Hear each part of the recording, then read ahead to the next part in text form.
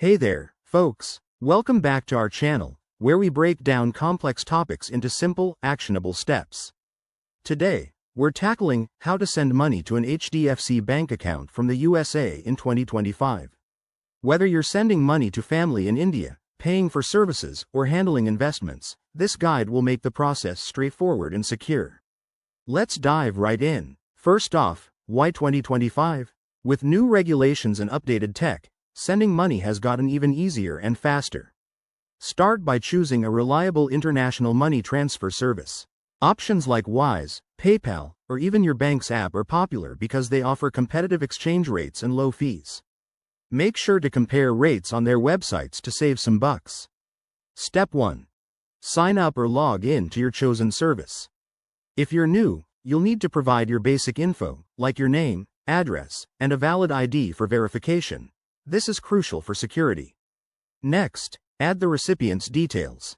For Hdfc Bank, you'll need their account number, Hdfc code, and the bank's address. Double-check everything to avoid delays. In 2025, many services now support direct bank transfers via SWIFT or newer systems like FedNow for quicker processing. Step 3. Enter the amount you want to send and review the exchange rate. Remember, rates fluctuate, so it's smart to transfer during favorable times. Most services let you see the exact amount the recipient will get before confirming. Before hitting send, keep an eye on fees. In 2025, look for services that waive fees for first-time users or offer promotions. Also, ensure you're using a secure connection to protect your data. Once everything's set, confirm the transfer, and you're done. The money should arrive in the Hdfc account within 1 to 3 business days, depending on the method.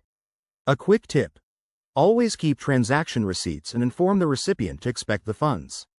If you run into issues, Hdfc's customer support or the transfer services help desk is just a click away. Thanks for watching. If this helped, give it a thumbs up and subscribe for more finance tips. Drop your questions in the comments below. See you next time.